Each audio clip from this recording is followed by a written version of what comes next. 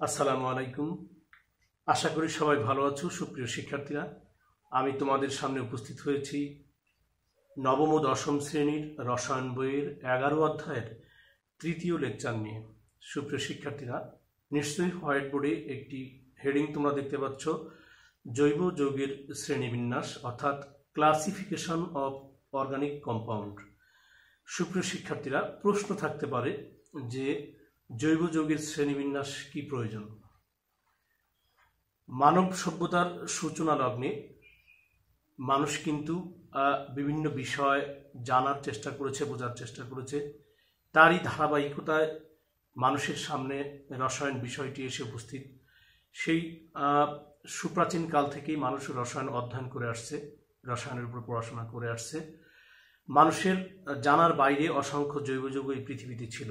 সর্বোপরি 1828 সালে জার্মান বিজ্ঞানী ফ্রেডরিক উলার যখন অজৈব যৌগ থেকে জৈব যৌগ আবিষ্কার করে বা সৃষ্টি করে তৈরি করে দেখালেন, এবং মূলত তখন থেকেই জৈব যৌগের দ্বার উন্মোচিত হলো এবং মানুষ বুঝতে পারলো পৃথিবীতে অসংখ্য জৈব যৌগ আছে। সুপ্রিয় শিক্ষার্থীরা, এই জৈব যৌগের আণবিক গঠন, গাঠনিক সংকেত, গাঠনিক চিত্র, ভৌত এবং রাসায়নিক ধর্ম, বিক্রিয়ার তীব্রতা, মাত্রা ইত্যাদি বৈশিষ্ট্য, চরিত্র সব জৈব যৌগের কিন্তু এক নয়। যদি এক হতো তাহলে একটিবার আমরা কষ্ট করে যদি তাদের বিভিন্ন বৈশিষ্ট্য, চরিত্র, বিক্রিয়া, তীব্রতা, মাত্রা এগুলো জেনে নিতাম তাহলে কোনো সমস্যা ছিল না। এই বিভিন্নতার কারণেই আমাদেরকে এত বেশি পরিমাণ জৈব যৌগ যে তাদের এই বৈশিষ্ট্য, চরিত্র, বিক্রিয়া, ধর্ম এসব বিষয়গুলো আমাদের কিন্তু একসাথে মনে রাখা কষ্টসাধ্য ব্যাপার, মনে রাখা অত্যন্ত কষ্টকর। সুপ্রিয় শিক্ষার্থীরা, এজন্য রসায়ন চর্চাকে অর্থাৎ জৈব যৌগের অধ্যয়নকে সহজতর করার জন্য পৃথিবীর তাবৎ জ্ঞানীজন অর্থাৎ রসায়ন জগতে যারা প্রথিতযশা, তারা চিন্তা করে গবেষণা করে শ্রেণীবিন্যাস করে দিয়েছেন, এবং যাতে করে রসায়নকে অধ্যয়ন সহজ করে তোলা যায়, সহজবোধ্য করে তোলা যায়, সহজ আত্মস্থ করা যায়। সুপ্রিয় শিক্ষার্থীরা, তারই ধারাবাহিকতায় এই রসায়নের শ্রেণীবিন্যাস, এবং সেটি নিয়ে আমি আজকে তোমাদের সাথে আলোচনা করার চেষ্টা করছি। সুপ্রিয় শিক্ষার্থীরা, তাহলে শুরুতেই যদি আমরা একটু করে আলোচনায় অগ্রসর হই। কার্বন কাঠামোর উপর ভিত্তি করে আসলে মূলত জৈব যৌগের শ্রেণীবিন্যাসটি কার্বনের যে কাঠামো বা স্ট্রাকচার সেটির উপর ভিত্তি করেই কিন্তু তৈরি, এবং সেটির উপর ভিত্তি করেই জৈব যৌগ। সুপ্রিয় শিক্ষার্থীরা, তাহলে আমরা অভ্যাসগত সেই কাজ যে লিখে দেখানোর চেষ্টা কার্বন কাঠামোর উপর ভিত্তি করে। তাহলে আমরা প্রথমত যাব জৈব যৌগ প্রথমত কয় ভাগে বিভক্ত। কার্বন কাঠামোর উপর ভিত্তি করে জৈব যৌগকে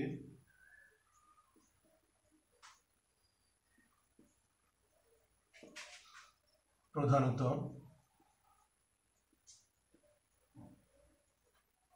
দুটি শ্রেণীতে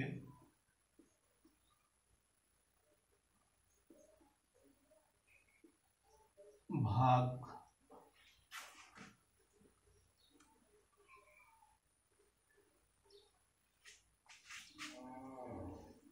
করা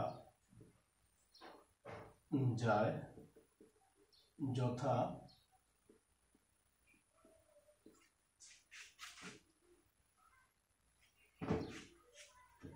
অ্যালিফেটিক যৌগ 1, অ্যালিফেটিক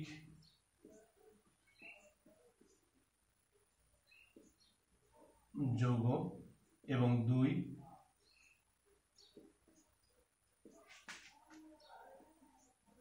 অ্যারোমেটিক যৌগ।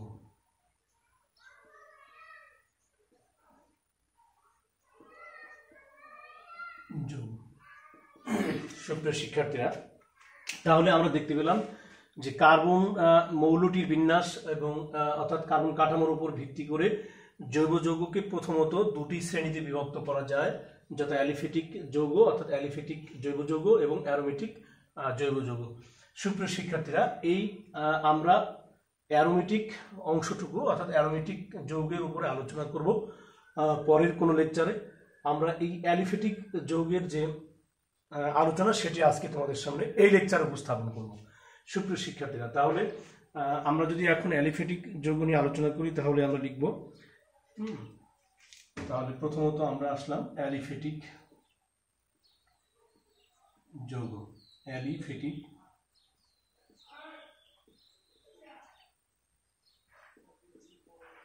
যৌগ, তাহলে অ্যালিফেটিক যৌগ কি সেটি আমরা আগে দেখানোর চেষ্টা করি। সুপ্রিয় শিক্ষার্থীরা, অ্যালিফেটিক শব্দের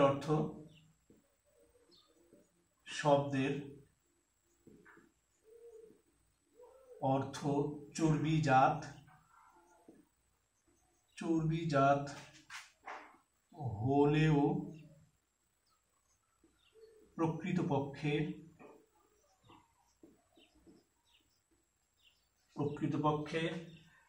তাহলে আমরা দেখলাম অ্যালিফেটিক শব্দের অর্থ চর্বিজাত হলেও প্রকৃতপক্ষে মুক্ত শিকল ও সম্পৃক্ত চাকরিক হাইড্রোকার্বন, মুক্ত শিকল ও সম্পৃক্ত হাইড্রোকার্বন, মুক্ত শিকল ও সম্পৃক্ত চাকরিক হাইড্রোকার্বন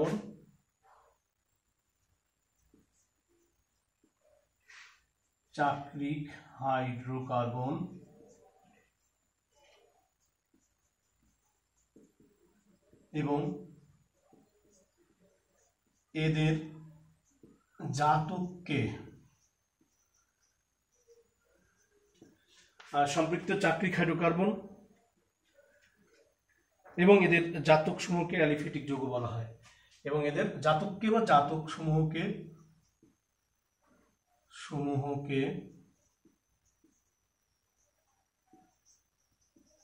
অ্যালিফেটিক যৌগ বলা হয়।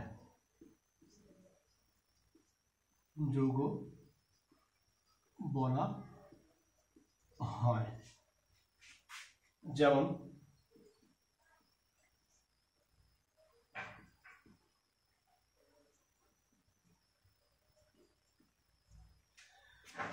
প্রোপেন,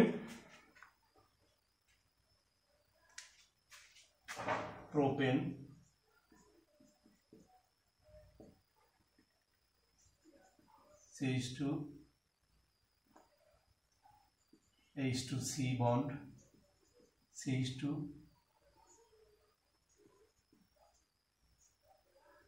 সাইক্লোপ্রোপেন,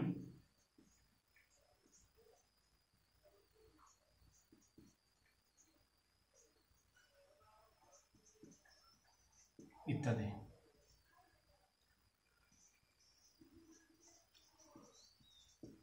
তাহলে আমরা কি দেখলাম সুপ্রিয় শিক্ষার্থীরা, যে অ্যালিফেটিক যৌগ, অ্যালিফেটিক শব্দের অর্থ চর্বিজাত হলেও, অর্থাৎ অ্যালিফেটিক শব্দটির অর্থ দাঁড়ায় চর্বি থেকে উদ্ভূত বা চর্বি থেকে প্রাপ্ত হলেও প্রকৃতপক্ষে মুক্ত শিকল ও সম্পৃক্ত চাকরিক হাইড্রোকার্বন এবং এদের জাতক অর্থাৎ এদের থেকে যে সকল যৌগ উৎপন্ন হতে পারে সেই যৌগসমূহকে অ্যালিফেটিক যৌগ বলা হয়।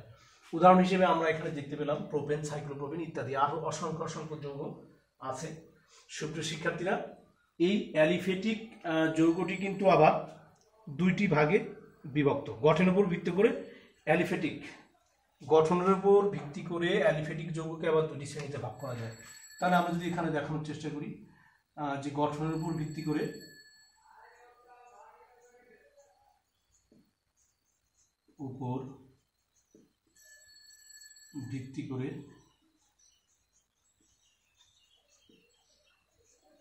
অ্যালিফেটিক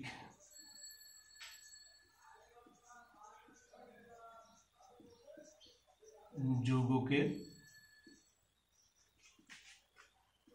দুটি শ্রেণীতে ভাগ করা যায়।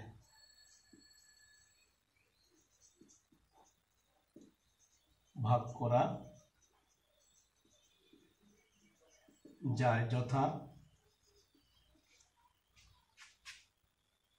এক মুক্ত শিকল যৌগ,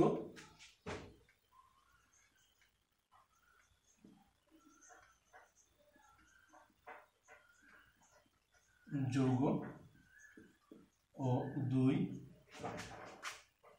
বদ্ধ শিকল যৌগ।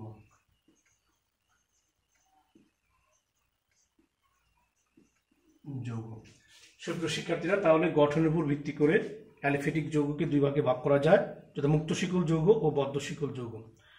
তাহলে আমরা মুক্ত শিকল যৌগ দেখানোর চেষ্টা করব যে সকল অ্যালিফেটিক যৌগের অণুতে। তাহলে আমরা এখানে দেখানোর চেষ্টা করি মুক্ত শিকল যৌগ,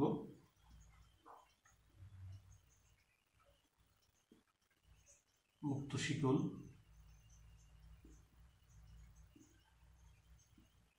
যৌগ। সুপ্রিয় শিক্ষার্থীরা, তাহলে যে সকল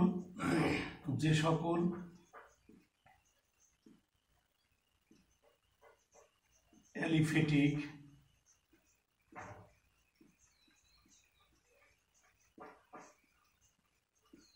যৌগের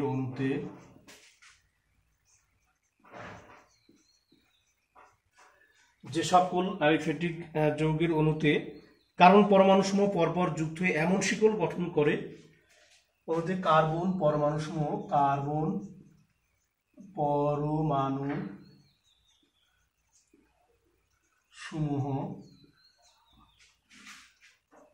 পরপর যুক্ত হয়ে এমন শিকল গঠন করে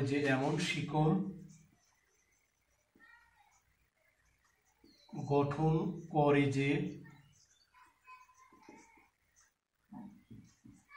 এদের প্রান্তদ্বয় এমন শিকল গঠন করে যে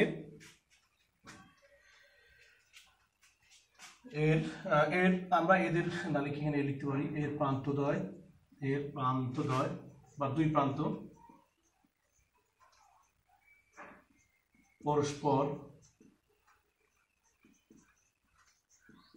মিলিত হয় না।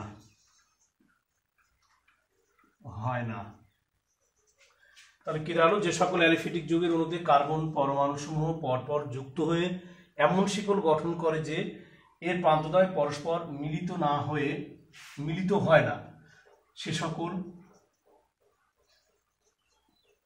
যৌগকে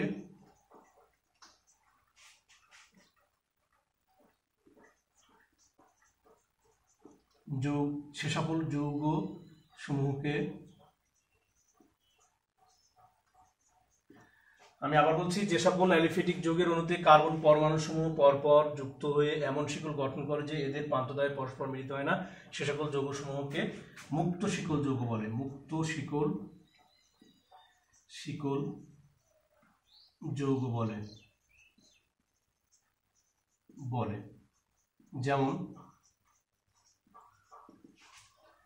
CH3, CH2, CH3,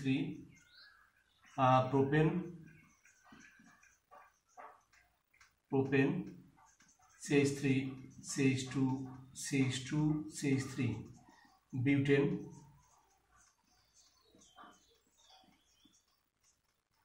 ইত্যাদি। তাহলে আমরা দেখতে পেলাম কি এই প্রোপেন, বিউটেন এই যৌগগুলোতে দুই প্রান্ত একসাথে মিলিত হয় না, তো চক্র বা বলয় গঠন করে না, এই জন্য এই যৌগগুলোকে আমরা মুক্ত শিকল যৌগ বলবো। সুপ্রিয় শিক্ষার্থীরা, এখানে আরেকটি আমাদের রয়ে গেছে বদ্ধ শিকল যৌগ। তাহলে আমরা উপরে একটু মোছার চেষ্টা করি।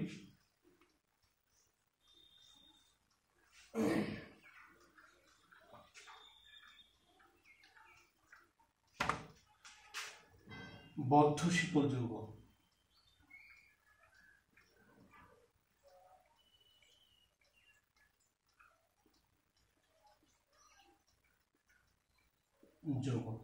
সুপ্রিয় শিক্ষার্থীরা, আমরা যদি বদ্ধ শিকল যৌগ, এখানে মুক্ত শিকল যৌগ, দুঃখিত, বদ্ধ শিকল যৌগের আগে আমরা কিন্তু আরেকটি অংশ রেখে এসেছি। এই মুক্ত শিকল যৌগকে কিন্তু আবার দুটি শ্রেণীতে ভাগ করা যায়। মুক্ত শিকল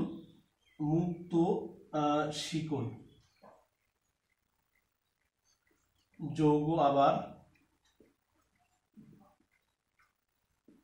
দুটি শ্রেণীতে বিভক্ত, দুটি শ্রেণীতে বিভক্ত যথা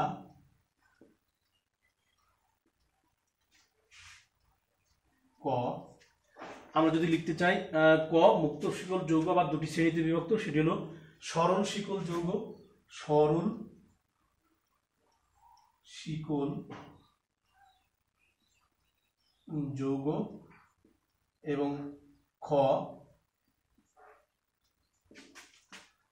শাখা শিকল যৌগ, শাখা শিকল যৌগ। সুপ্রিয় শিক্ষার্থীরা, তাহলে আমরা মুক্ত শিকল যৌগ আবার মুক্ত শিকল অ্যালিফেটিক যৌগ আবার দুই ধরনের দেখলাম, একটি হলো সরল শিকল যৌগ আর একটি হলো শাখা শিকল যৌগ।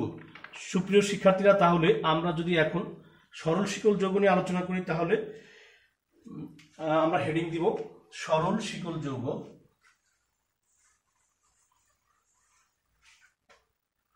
সরল শিকল যৌগ, তাহলে সরল শিকল যৌগ। সুপ্রিয় শিক্ষার্থীরা, তাহলে আমরা দেখতে পাচ্ছি সরল শিকল, যে সকল মুক্ত শিকল যৌগের অণুতে কোনো কার্বন পরমাণু, তাহলে আমরা লিখব যে সকল মুক্ত শিকল যৌগে যে সকল মুক্ত শিকল যৌগে একটি কার্বন পরমাণু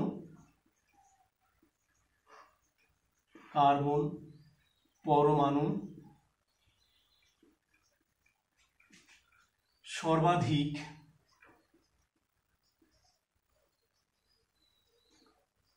অপর দুটি, যে সকল মুক্ত শিকল যৌগে একটি কার্বন পরমাণু সর্বাধিক অপর দুটি কার্বন পরমাণুর সাথে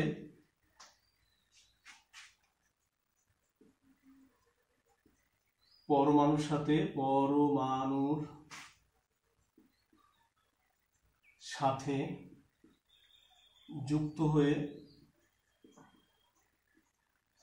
যৌগ গঠন করে,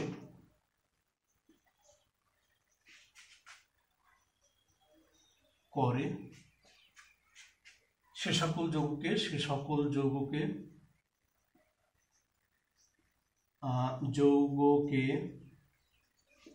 সরল শিকল যৌগ বলে। সরল শিকল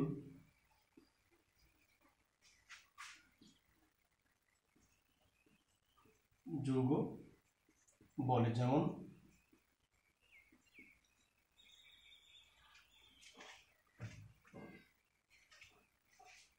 যথারীতি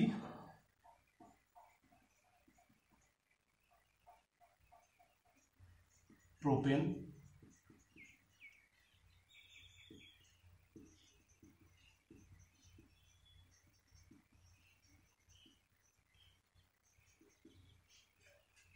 1 2 3 4 5 পেন্টেন ইত্যাদি।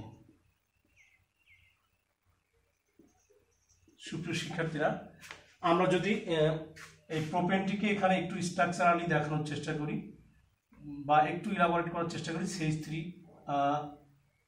বা কার্বন হাইড্রোজেন কার্বন হাইড্রোজেন। সুপ্রিয় শিক্ষার্থীরা, তাহলে আমরা এই প্রথম এক্সাম্পলটি থেকে দেখার চেষ্টা করছি যে এখানে সংজ্ঞায় আমরা বলেছি যে সকল মুক্ত শিকল যৌগে একটি কার্বন পরমাণু সর্বাধিক অপর দুটি কার্বন পরমাণুর সাথে যুক্ত হয়ে যৌগ গঠন করে, সে সকল যৌগকে সরল শিকল যৌগ বলে। তাহলে আমরা এখানে দেখতে পাচ্ছি কি, যে এই কার্বনটি কিন্তু সর্বাধিক দুইটি কার্বন পরমাণুর সাথে যুক্ত হতে পেরেছে। হ্যাঁ, এভাবে যদি আমরা এখানে যাই, তাহলে এই কার্বনটি দেখবো সর্বাধিক দুই পাশে দুটি কার্বন পরমাণুর সাথে, এই কার্বনটিও তাই, এই কার্বনটিও তাই, সর্বাধিক দুইটি কার্বন পরমাণুর সাথে যুক্ত হতে পারে। এজন্য এগুলো সরল শিকল যৌগ। তারপরে আমরা সুপ্রিয় শিক্ষার্থীরা শাখা শিকল যৌগে যাব। এ পর্যায়ে আমাদের শাখা শিকল যৌগ, শাখা, কেননা এখানে আমরা মুক্ত শিকল যৌগ দুটি ভাগে ভাগ করেছিলাম, সরল শিকল যৌগ এবং শাখা শিকল যৌগ। শাখা শিকল যৌগ,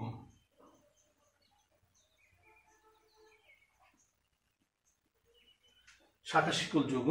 সুপ্রিয় শিক্ষার্থীরা, তাহলে যে সকল জৈব যৌগের অণুতে কমপক্ষে একটি কার্বন পরমাণু দুইয়ের অধিক কার্বন পরমাণুর সাথে যুক্ত হয়, যে সকল, আমরা যদি তাহলে এখানে পূর্বের মতো লিখি, যে সকল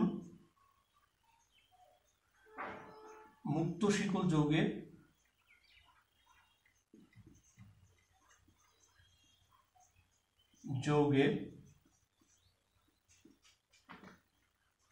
একটি কার্বন পরমাণু দুইয়ের অধিক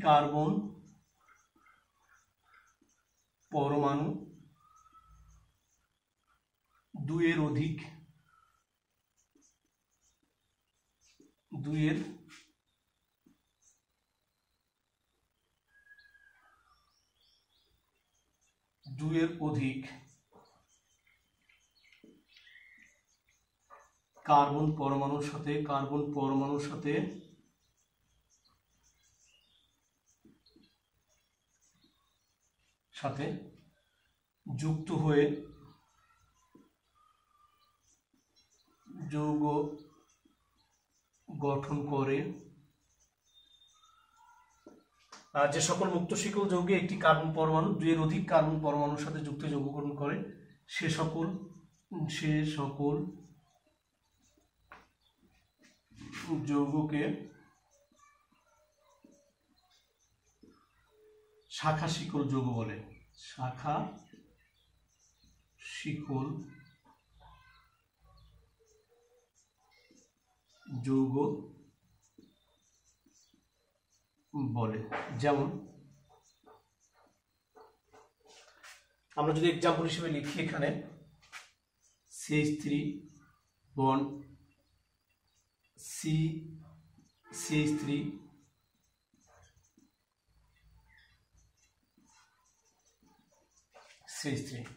তাহলে আমরা এটির নাম বলতে পারবো 2,2-ডাইমিথাইল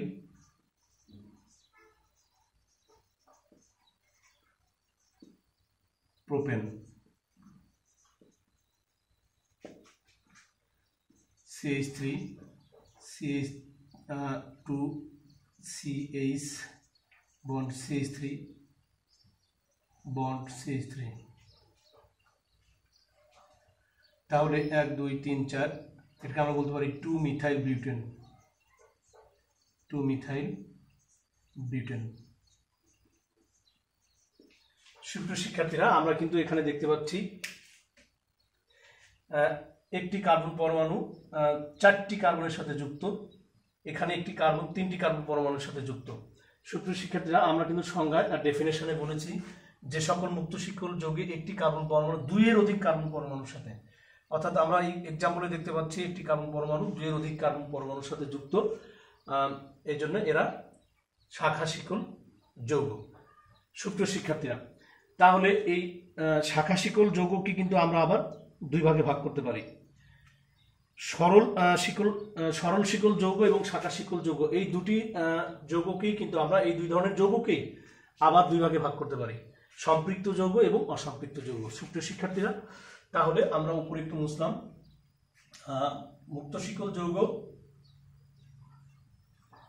একটু মুছে নেই।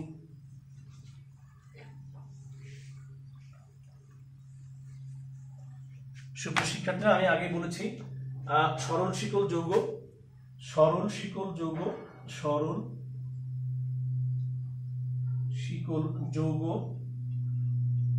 এবং শাখা শিকল যৌগ উভয়কে, সরল শিকল যৌগ এবং শাখা শিকল যৌগ উভয় ধরনের যৌগকে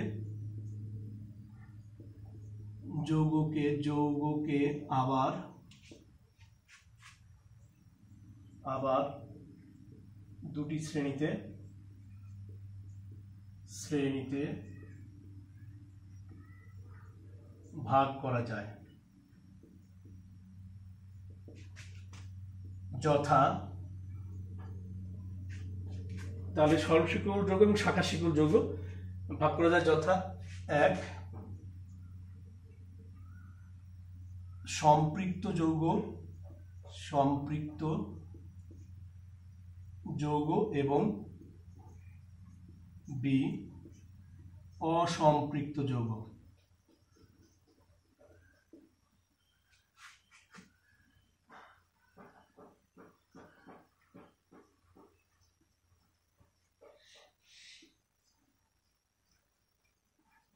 যৌগ। সুপ্রিয় শিক্ষার্থীরা, আমরা কিন্তু তাহলে জানি যে সরল শিকল যৌগ এবং শাখা শিকল যৌগ এই দুই ধরনের যৌগকেও আবার দুটি ভাগে ভাগ করা যায়, অর্থাৎ সরল শিকল যৌগকেও সম্পৃক্ত যৌগ এবং অসম্পৃক্ত যৌগ দুই ভাগে ভাগ করা যায়, এবং শাখা শিকল যৌগকেও কিন্তু সম্পৃক্ত যৌগ এবং অসম্পৃক্ত যৌগ এই দুটি ভাগে ভাগ করা যায়।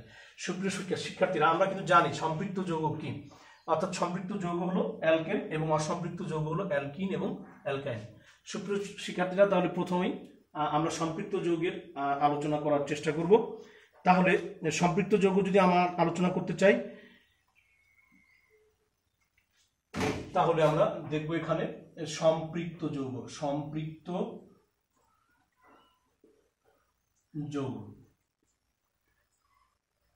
যে সকল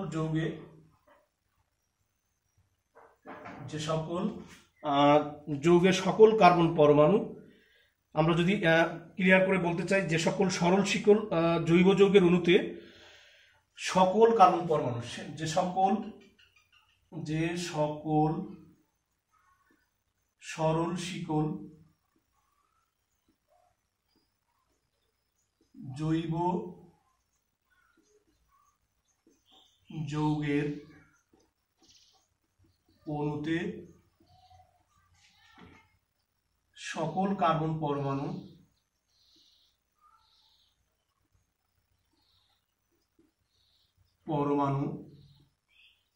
পরস্পর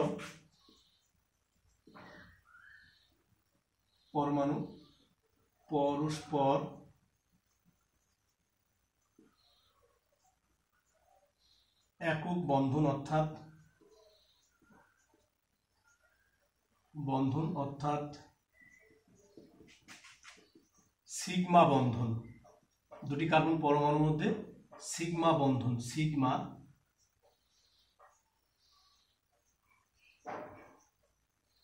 বন্ধন দ্বারা যুক্ত সে সকল সরল শিকল যৌগকে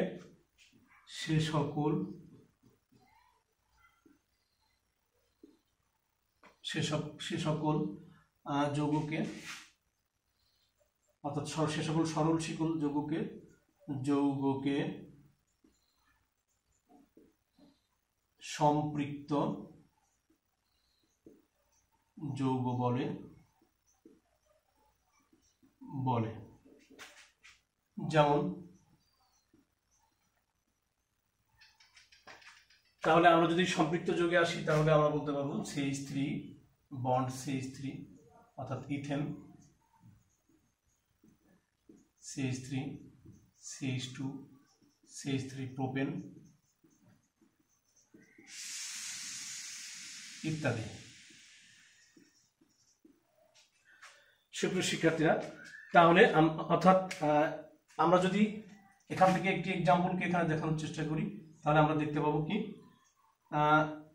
সি কার্বন হাইড্রোজেন পূর্বের মতোই হাইড্রোজেন। সুপ্রিয় শিক্ষার্থীরা, তাহলে আমরা কিন্তু এই কার্বন এবং এই কার্বনের মধ্যে একটি একক বন্ধন, অর্থাৎ এই দুটি কার্বন পরমাণুর মধ্যে যে বন্ধনটি একটি সিগমা বন্ধন, এবং এই কার্বন এবং এই কার্বনের মধ্যেও একটি একক বন্ধন বা সিগমা বন্ধন দেখতে পাচ্ছি। তাহলে এই যৌগগুলো কিন্তু সম্পৃক্ত যৌগ বা সম্পৃক্ত হাইড্রোকার্বন আমরা বলি। এরপরে থাকলো আমাদের, তাহলে সম্পৃক্ত যৌগের আমরা কি পেলাম, যে সকল সরল শিকল জৈব যৌগের অণুতে সকল কার্বন পরমাণু পরস্পর একক বন্ধন অর্থাৎ সিগমা বন্ধন দ্বারা যুক্ত সে সকল যৌগকে সম্পৃক্ত যৌগ বলে, অর্থাৎ প্রত্যেকটি কার্বন পরমাণু পরস্পর একক বন্ধন দ্বারা যুক্ত থাকবে। এরপরে যদি আমরা butane, pentane, hexane, heptane, octane, নলেন নেই, তাহলে সবগুলোতে, অর্থাৎ এক কথায় অ্যালকেন হলো সম্পৃক্ত যৌগ CnH2n+2। এরপরে আমরা এখানে আরেকটি শ্রেণী আমাদের রয়ে গেছে, সেটি হলো অসম্পৃক্ত যৌগ। অসম্পৃক্ত যৌগ,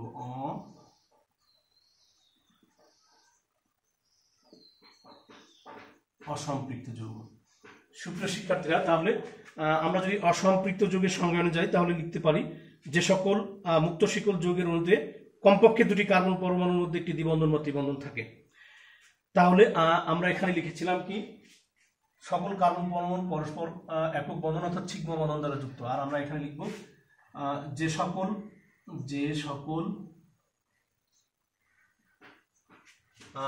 অসম্পৃক্ত যৌগে আমরা লিখছি যে সকল মুক্ত শিকল জৈব যৌগের অণুতে কমপক্ষে, যে সকল মুক্ত শিকল জৈব যৌগের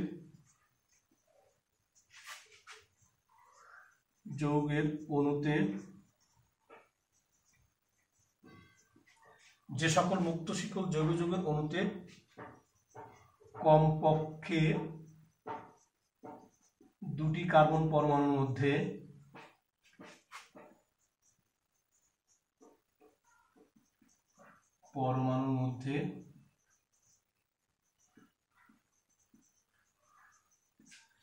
যে সকল, তাহলে আমরা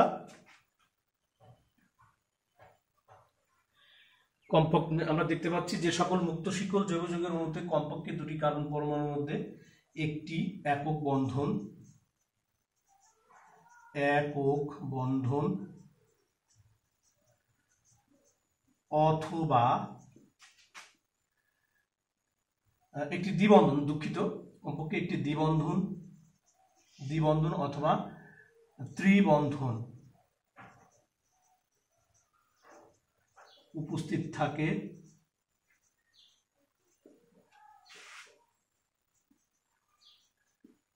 সে সকল যৌগকে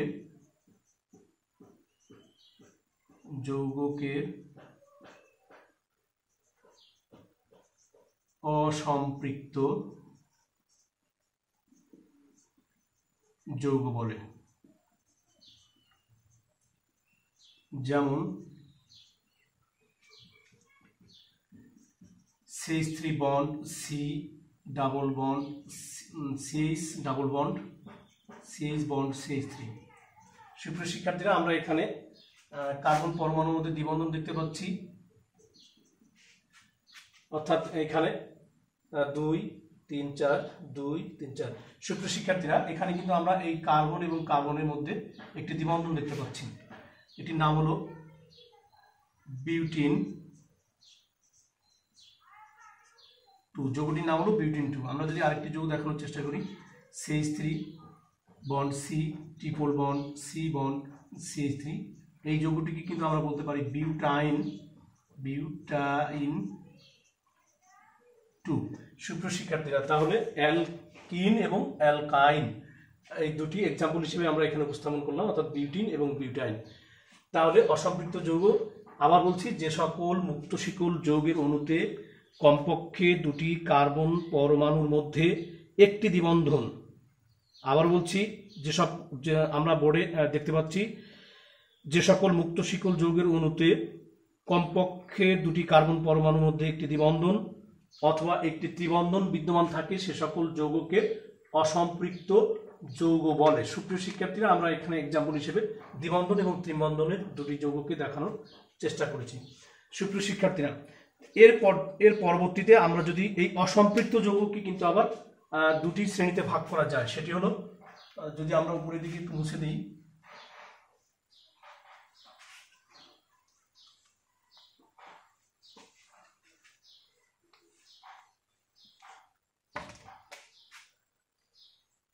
অসম্পৃক্ত যৌগকে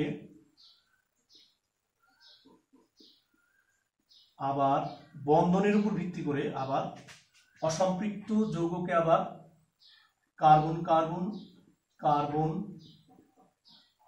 কার্বন বন্ধনের উপর ভিত্তি করে দুটি শ্রেণীতে ভাগ করা যায়।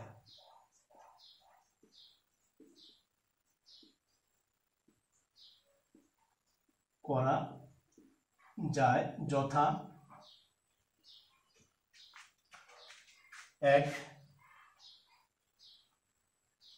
দ্বিবন্ধনযুক্ত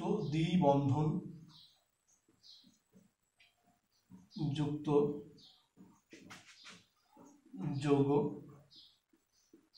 অর্থাৎ কার্বন কার্বন দ্বিবন্ধনযুক্ত যৌগ অ্যালকিন এবং ত্রিবন্ধনযুক্ত যৌগ, অর্থাৎ কার্বন কার্বন ত্রিবন্ধনযুক্ত যৌগ অ্যালকাইন।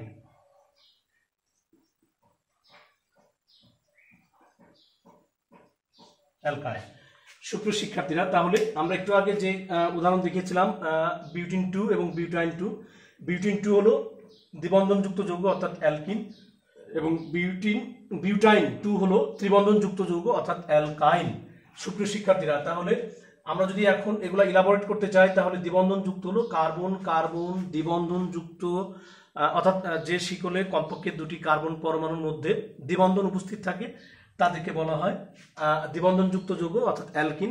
যেমন একটু আগে যে এক্সাম্পলটি দেখিয়েছিলাম, অর্থাৎ বিউটিন 2, এবং যদি কোনো শিকল মুক্ত শিকল যৌগে কার্বন কার্বন দুটি কমপক্ষে ওই শিকলের মধ্যে কমপক্ষে দুটি কার্বন পরমাণুর মধ্যে ত্রিবন্ধন যুক্ত থাকে, তাহলে সে যৌগকে বলা হয় ত্রিবন্ধনযুক্ত যৌগ। অর্থাৎ এক্সাম্পলটি একটু আগে বলেছিলাম বিউটাইন 2 বলেছিলাম, এরকম বিউটাইন, পেন্টাইন, হেক্সাইন, হেপ্টাইন, অক্টাইন, ননাইন, ডেকাইন বিভিন্ন ধরনের যৌগ হতে পারে। সুপ্রিয় শিক্ষার্থীরা, তাহলে আমরা অসম্পৃক্ত যৌগকে আবার কার্বন কার্বন বন্ধনের ভিত্তিতে দুটি ভাগে ভাগ করলাম, দ্বিবন্ধনযুক্ত যৌগ এবং ত্রিবন্ধনযুক্ত যৌগ। অর্থাৎ কার্বন, যদি কোনো শিকলে কার্বন কার্বন দুটি কার্বন পরমাণুর মধ্যে কমপক্ষে একটি দ্বিবন্ধন যুক্ত থাকে তাহলে সেটি অ্যালকিন, আর ত্রিবন্ধন যুক্ত থাকলে দুটি কার্বন পরমাণুর মধ্যে যদি ত্রিবন্ধন যুক্ত থাকে তাহলে সেটি ত্রিবন্ধনযুক্ত যৌগ অর্থাৎ অ্যালকাইন। সুপ্রিয় শিক্ষার্থীরা, এই অ্যালকেন, অ্যালকিন, অ্যালকাইন এই বিষয়গুলো নিয়ে আমি পৃথক একটি লেকচারে তোমাদের সামনে বিস্তারিত আবার আলোচনা করার চেষ্টা করব। সুপ্রিয় শিক্ষার্থীরা, তাহলে আমরা কিন্তু একটি অংশ আগে রেখে এসেছিলাম, অর্থাৎ বদ্ধ শিকল যৌগ। সেই বদ্ধ শিকল যৌগকে কিন্তু আবার দুটি ভাগে ভাগ করা যায়। সুপ্রিয় শিক্ষার্থীরা, তাহলে আমরা আমাদের রেখে আসা একটি অংশ অর্থাৎ বদ্ধ শিকল যৌগের সেই অংশটি একটু আলোচনা করার চেষ্টা করব। বদ্ধ শিকল অ্যালিফেটিক যৌগ, যে আমরা যদি লিখতে চাই বদ্ধ শিকল অ্যালিফেটিক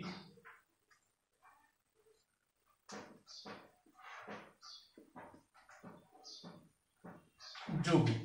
সুপ্রিয় শিক্ষার্থীরা, তাহলে আমরা যদি সংজ্ঞায়ন করতে চাই, তাহলে যে সকল অ্যালিফেটিক জৈব যৌগের মধ্যে কার্বন পরমাণু সমূহ পরস্পর যুক্ত হয়ে যে সকল অ্যালিফেটিক জৈব যৌগের অণুতে কার্বন পরমাণু সমূহ যে সকল অ্যালিফেটিক যৌগের অণুতে অ্যালিফেটিক যৌগের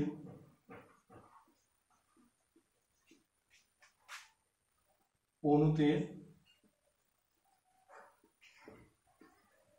কার্বন পরমাণু সমূহ পরপর সংযুক্ত হয়ে গঠিত শিকলের প্রান্তদ্বয় কার্বন পরমাণু সমূহ পরপর যুক্ত হয়ে গঠিত শিকলের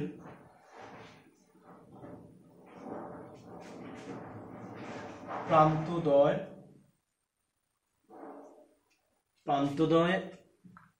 পরস্পর মিলিত হয়ে বা যুক্ত হয়ে চক্র বা বলয় গঠন করে।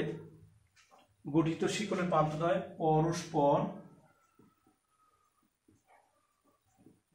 যুক্ত হয়ে বলয় বা চক্র গঠন করে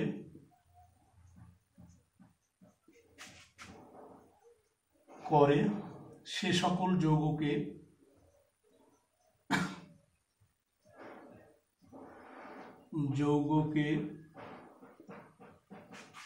বদ্ধ শিকল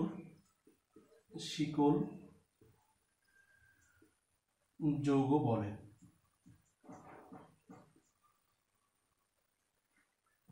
বলে। সুপ্রিয় শিক্ষার্থীরা, তাহলে আমরা কি দেখতে পেলাম যে যে সকল অ্যালিফ্যাটিক যৌগের অণুতে কার্বন পরমাণুসমূহ পরপর যুক্ত হয়ে গঠিত শিকলের প্রান্তদ্বয় অর্থাৎ দুই প্রান্ত পরস্পর যুক্ত হয়ে বলয় বা চক্র গঠন করে সে সকল যৌগকে বদ্ধ শিকল যৌগ বলে।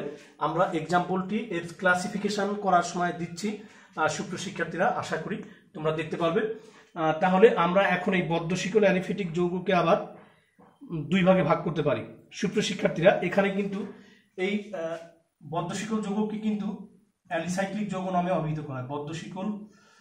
বদ্ধ শিকল যৌগকে যৌগসমূহ অ্যালিসাইক্লিক যৌগ নামে পরিচিত। অ্যালিসাইক্লিক যৌগ নামেও সাইক্লিক যৌগ নামেও পরিচিত। সুপ্রিয় শিক্ষার্থীরা, তাহলে এই বদ্ধ শিকল যৌগকে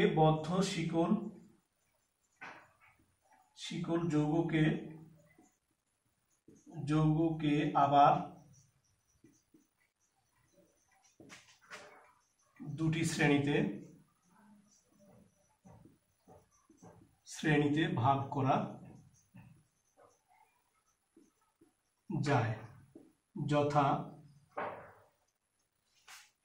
আমরা যদি লিখি এক কার্বোসাইক্লিক যৌগ ও বিষমচাক্রিক যৌগ। এক ক কার্বোসাইক্লিক যৌগ, সাইক্লিক যৌগ ও বিষমচাক্রিক যৌগ। বিষমচাক্রিক যৌগ। খ নম্বর যদি আমরা দিই ও খ নম্বরে হলো বিষমচাক্রিক যৌগ। সুপ্রিয় শিক্ষার্থীরা, কার্বোসাইক্লিক যৌগের ক্ষেত্রে যদি আমরা সংজ্ঞায়ন করতে চাই তাহলে লিখতে পারবো যে সকল জৈব যৌগের বলয় কাঠামোটি শুধু কার্বন পরমাণু দ্বারা গঠিত। যে সকল জৈব যৌগের অর্থাৎ কার্বোসাইক্লিক যৌগের যদি আমরা সংজ্ঞায়ন করতে চাই, কার্বোসাইক্লিক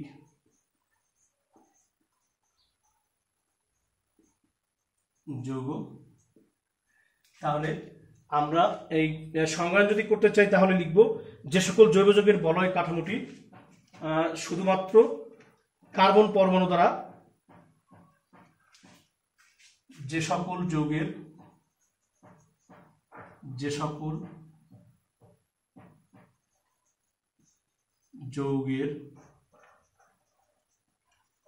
বলয় কাঠামোটি শুধুমাত্র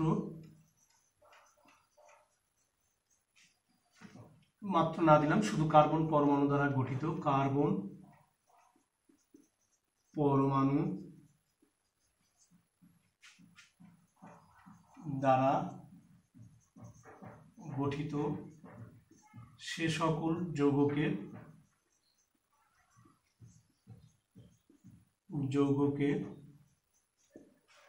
কার্বোসাইক্লিক যৌগ বলে। যেমন কার্বোসাইক্লিক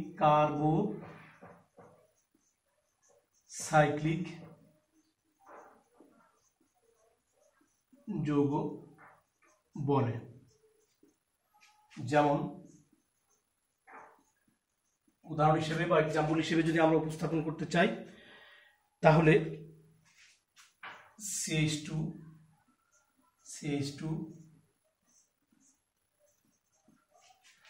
আমরা লিখতে পারি সাইক্লোপ্রোপেন,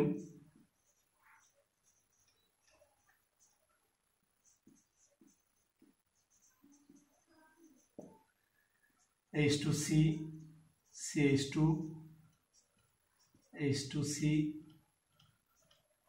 CH2, সাইক্লোবিউটেন, বিউটেন ইত্যাদি। সুপ্রিয় শিক্ষার্থীরা, তাহলে আমরা কি দেখতে পেলাম যে সকল যৌগের বলয় কাঠামোটি শুধুমাত্র কার্বন পরমাণু দ্বারা গঠিত সে সকল যৌগকে কার্বোসাইক্লিক যৌগ বলে। অর্থাৎ এখানে carbon carbon carbon carbon carbon carbon carbon ছাড়া এখানে অন্য কোনো পরমাণুর উপস্থিতি নেই, এজন্য সংজ্ঞা অনুসারে যে সকল যৌগের কি থাকবে না, কার্বন ছাড়া অন্য কোনো পরমাণু থাকবে না কাঠামোটি গঠন করার জন্য, তারা হলো কার্বন সাইক্লিক যৌগ। উদাহরণ হিসেবে আমরা দেখলাম সাইক্লোপ্রোপেন এবং সাইক্লোবিউটেনকে। সুপ্রিয় শিক্ষার্থীরা, তাহলে আমাদের আরেকটি শ্রেণী এখানে বাদ রয়ে গেল, বিষম চাকরিক যৌগ, সেটি আমরা দেখানোর চেষ্টা করব। সুপ্রিয় শিক্ষার্থীরা, বিষম চাকরিক যৌগ। বিষম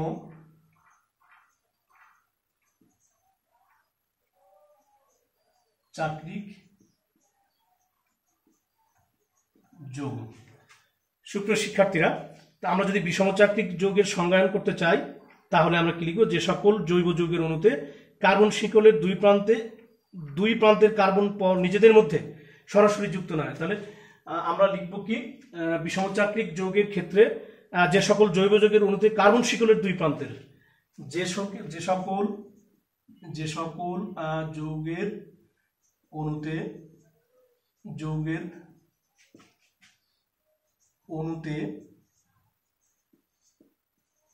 কার্বন শিকলের দুই প্রান্ত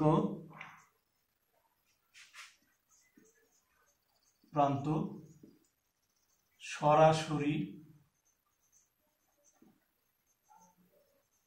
যুক্ত না হয়ে ভিন্ন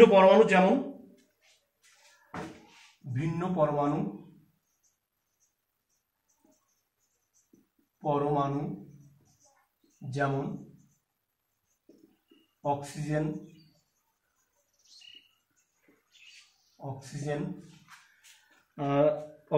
তারপরে নাইট্রোজেন সালফার যুক্ত হয়ে অক্সিজেন নাইট্রোজেন সালফার প্রভৃতি যুক্ত হয়ে চক্র বা বলয় গঠন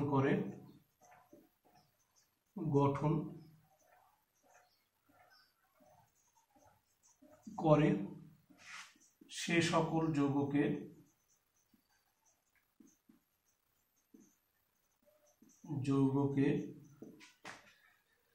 বিষম চাকরিক যৌগ বলে। বিষম চাকরিক যৌগ বলে। যেমন আমরা যদি এক্সাম্পল হিসেবে দেখাতে চাই বিষম চাকরিক যৌগের, তাহলে আমরা দেখাতে পারবো অক্সিজেন H2C CH2, তাহলে এই যৌগটির নাম আমরা কি বলবো, ইথিলিন অক্সাইড।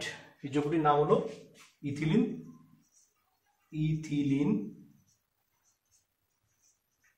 অক্সাইড। যৌগটির নাম আমরা কি পেলাম, ইথিলিন অক্সাইড। সুপ্রিয় শিক্ষার্থীরা, তাহলে এই অক্সিজেনের পরিবর্তে এখানে নাইট্রোজেন সালফার ইত্যাদি যুক্ত হয়ে ভিন্ন ভিন্ন যৌগ গঠন করতে পারে। তাহলে আমরা এখানে কি দেখতে পেলাম, যে কার্বন এবং হাইড্রোজেনের শিকল প্রান্তদ্বয় সরাসরি যুক্ত না হয়ে মাঝখানে তারা ভিন্ন একটি মৌল অক্সিজেন নিয়ে একটি যৌগ গঠন করলো, এরা হলো বিষম চাকরিক যৌগ। তাহলে সংজ্ঞায় কি ছিল, যে সকল যৌগের অণুতে কার্বন শিকলের দুই প্রান্ত সরাসরি যুক্ত না হয়ে ভিন্ন পরমাণু যেমন অক্সিজেন হাইড্রোজেন সালফার প্রভৃতি যুক্ত চক্র বা বলয় গঠন করে সে সকল যৌগকে বিষম চাকরিক যৌগ বলে। সুপ্রিয় শিক্ষার্থীরা, অভ্যাসগত কারণে লিখে দেখানোর কারণে ভিডিওটি অনেক দীর্ঘ হওয়ার কারণে দুঃখিত। তথাপিও আমি এই এতক্ষণ ধরে যে আলোচনা করলাম, এই সমগ্র আলোচনাটি একটি স্ট্রাকচারের মধ্যে নিয়ে এসে তোমাদের দেখাতে চাই। যদিও ভিডিওটি দীর্ঘ হবে, একটু মনোযোগ দিলে আমাদের শেষ হয়ে যাবে। তোমরা যদি এই স্ট্রাকচারটি মনে রাখো তাহলে এত সংজ্ঞায়ন, এত ইলাবোরেশন তোমাদের মনে রাখতে হবে না। তোমরা নিজেই বিশ্লেষণ করতে পারবে, ব্যাখ্যা করতে পারবে, উদাহরণ উপস্থাপন করতে পারবে। সুপ্রিয় শিক্ষার্থীরা, আমি দেখানোর চেষ্টা করছি জৈব যৌগ প্রথমত দুটি ভাগে বিভক্ত, অ্যালিফেটিক যৌগ, অ্যালিফেটিক যৌগ এবং দ্বিতীয়ত অ্যারোমেটিক যৌগ।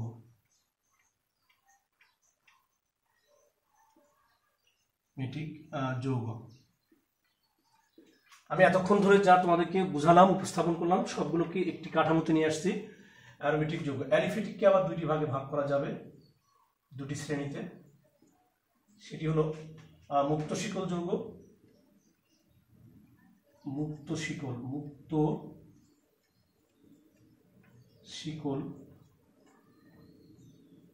যৌগ এবং বদ্ধ শিকল যৌগ।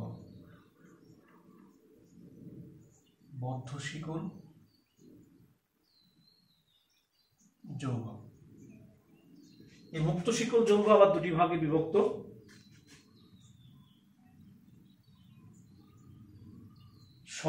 প্রথমত সরল শিকল যৌগ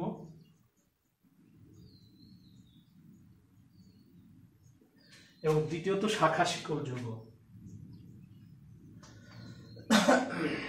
শাখা শিকল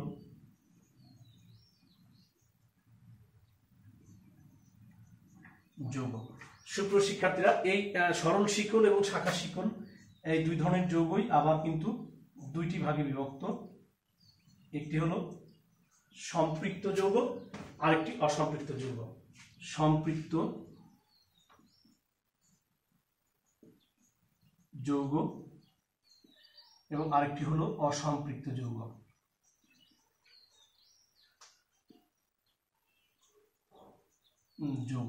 সুপ্রিয় শিক্ষার্থীরা, অসম্পৃক্ত যৌগ আবার দুটি অংশে বিভক্ত। একটি হলো দ্বিবন্ধনযুক্ত যৌগ,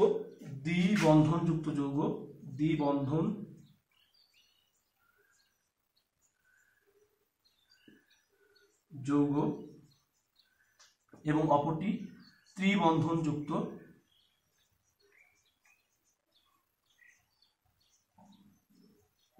যৌগ। সুপ্রিয় শিক্ষার্থীরা, তাহলে আমরা অ্যালিফেটিক যৌগের মুক্ত শিকলকে শেষ পর্যন্ত লিখলাম। এবার বদ্ধ শিকল যৌগ আবার দুই ধরনের, আমরা পূর্বেই বলেছি। এটি দুইটি শ্রেণীতে ভাগ করা যায়। একটি হলো কার্বোসাইক্লিক যৌগ,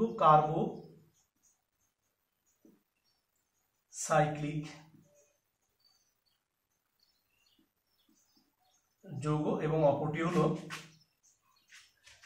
বিষম চাক্রিক যৌগ,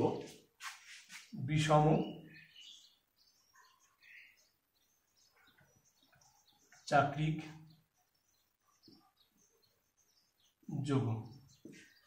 সুপ্রিয় শিক্ষার্থীরা, তাহলে আমাদের আরেকটি অংশ বাকি থেকে গেল, সেটি অ্যারোমেটিক যৌগ। অ্যারোমেটিক যৌগ হলো সুষম চাক্রিক অ্যারোমেটিক যৌগ। এটিও দুটি অংশে বিভক্ত। আমরা যদি এটি দেখাতে চাই তাহলে একটি হলো সুষম চাক্রিক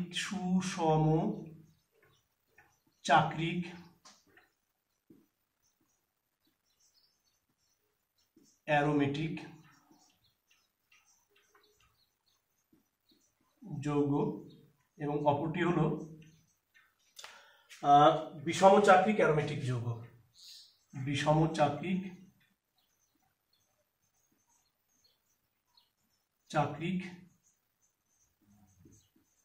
অ্যারোমেটিক